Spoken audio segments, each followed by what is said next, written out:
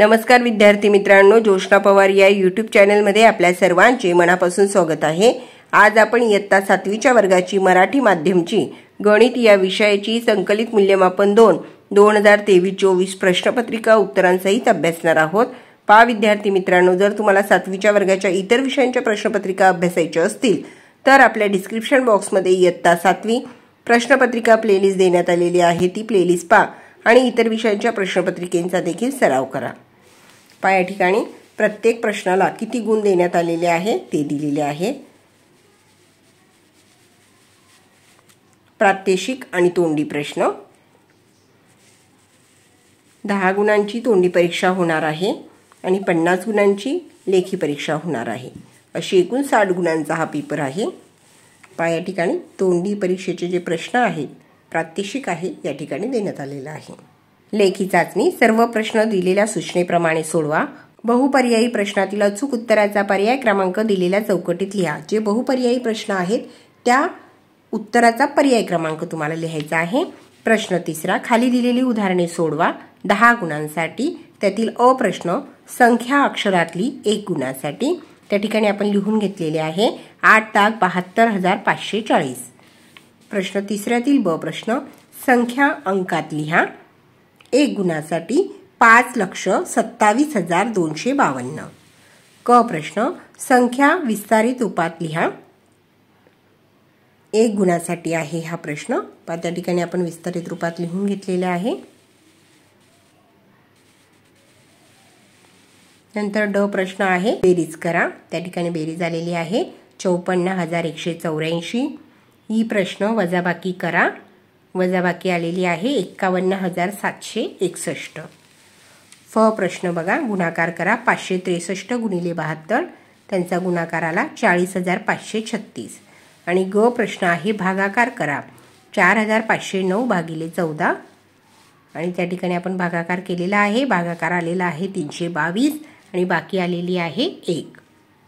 ह प्रश्न श्रावणीने कार्यक्रमासाठी 870 रुपयास 1 याप्रमाणे 4 भेटवस्तू व 1,200 रुपयास 1 याप्रमाणे 3 भेटवस्तू खरेदी केल्या तर तिने एकूण किती रुपयांची खरेदी केली? 3 गुणांसाठी आहे हा प्रश्न।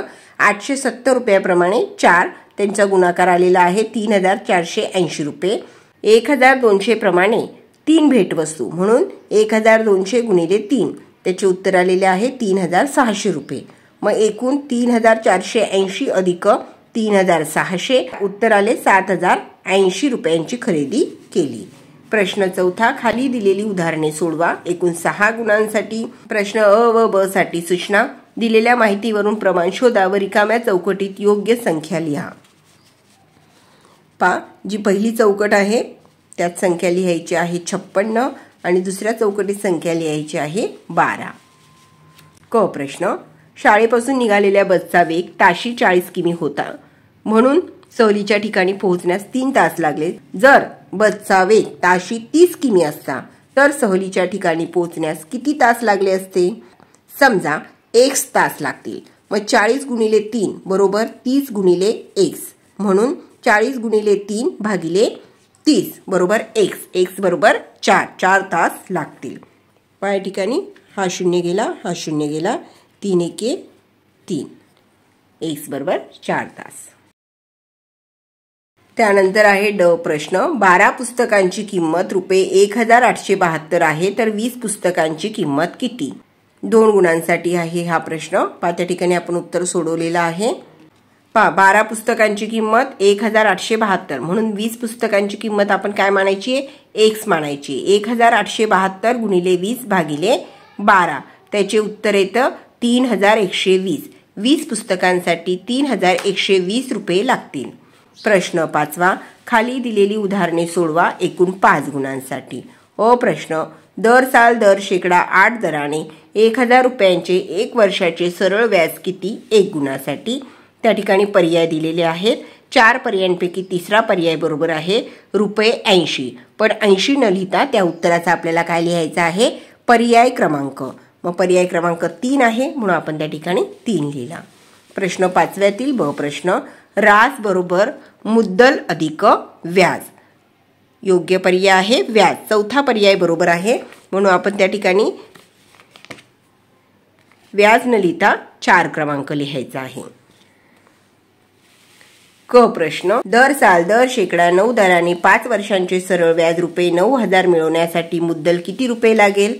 मुद्दल बरोबर व्याज गुणिले 100 छेदात दर गुणिले मुदत। त्यामध्ये संख्या टाकायच्या आहे आणि मग मुद्दल येते 20,000 रुपये। राजचं सूत्र आहे मुद्दल अधिक व्याज। मुद्दल आहे 20,000 आणि व्याज आहे 9,000, रास येईल 29,000 रुपये। प्रश्न 6, खाली दिलेली उदाहरणे सोडवा एकूण 5 गुणांसाठी। एका वर्तुळाचा व्याज 12.4 सेमी आहे तर त्या वर्तुळाची त्रिज्या किती? त्रिज्या येईल 6.2 सेमी, कारण त्रिज्या ही व्याजच्या निमपट असते। ब प्रश्न, सोबतच्या आकृतीत वर्तुळाचे केंद्र O आहे तर जीवा XY मुळे तयार झालेल्या कंसाची नावे लिहा। विशाल कंस तयार झालेला आहे XMY YMX आणि लघु कंस तयार झालेला आहे XNY। या ठिकाणी लघु कंस XNY आणि YNX। क प्रश्न, सोबतच्या आकृतीत वर्तुळाचे केंद्र O आहे, माप कंस LPM बरोबर 70 अंश तर माप कंस LMM बरोबर किती? 2 गुणांसाठी। संगत विशाल कंसाचे माप बरोबर 360 अंश वजा लघु कंसाचे माप। आपण सूत्र लिहून घेतलेले आहेत। सूत्रात आपण संख्या टाकू। 360 अंश वजा 70 अंश, उत्तर आले 290 अंश। माप कंस LNM बरोबर 290 अंश।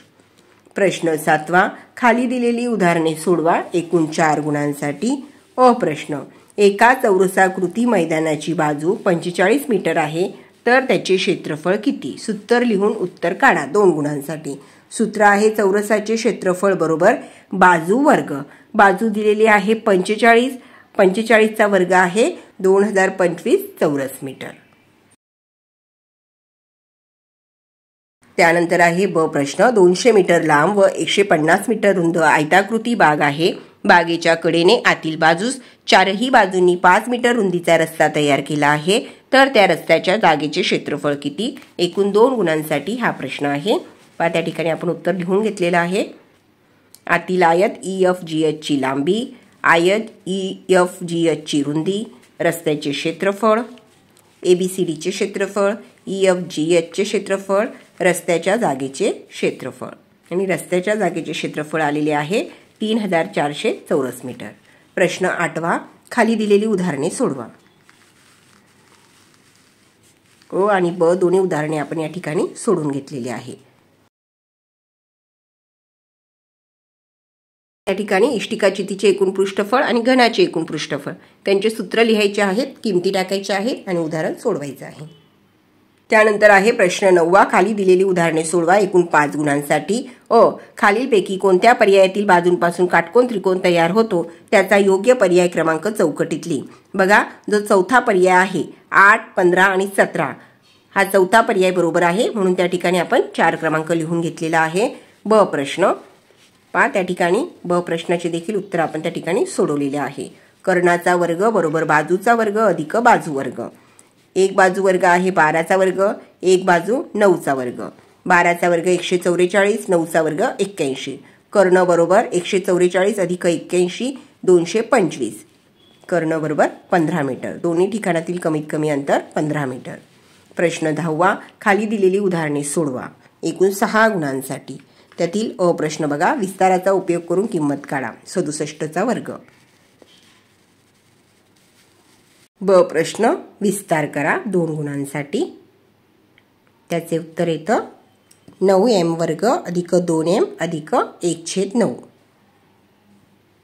क प्रश्न, एका आयताची लांबी 2x अधिक 5 मीटर व रुंदी 2x वजा 5 मीटर आहे तर त्या आयताचे क्षेत्रफळ किती? आयताचे क्षेत्रफळ बरोबर लांबी गुणिले रुंदी। लांबी आहे 2x अधिक 5 आणि रुंदी किती आहे? त्या ठिकाणीच उत्तर दिलेलं आहे 2x वजा 5 आणि त्यांचा गुणाकार करायचा आहे। गुणाकार येतो 4x वर्ग वजा 25 चौरस मीटर। प्रश्न 11, खालील उदाहरणे सोडवा एकूण 5 गुणांसाठी। त्या ठिकाणी प्राप्तांक, ताळ्याच्या खुणा आणि वारंवारता। एकूण वारंवारतेची बेरीज करायची आहे आणि या ठिकाणी लिहायची आहे। एकूण वारंवारता येते 30। आणि त्यानंतर ब प्रश्न बघा, योगेशने दररोज सायकलने केलेला प्रवास खाली दर्शवला आहे, त्यावरून त्याचा दररोजचा सरासरी प्रवास किती ते काढा. त्या ठिकाणी उत्तर येतं 12.5 किलोमीटर. योगेशचा दररोजचा सरासरी प्रवास 12.5 किलोमीटर आहे. विद्यार्थी मित्रांनो, या ठिकाणी आपण 7वीच्या वर्गाची मराठी माध्यम गणित या विषयाची प्रश्नपत्रिका उत्तरांसहित अभ्यासली. व्हिडिओ आवडल्यास व्हिडिओला लाईक करा आणि चॅनलला सबस्क्राईब करून ठेवा, जेणेकरून यापुढचे जे नवनवीन शैक्षणिक व्हिडिओ मी यूट्यूबवर टाकेन त्याची नोटिफिकेशन अगोदर तुमच्यापर्यंत पोहोचेल.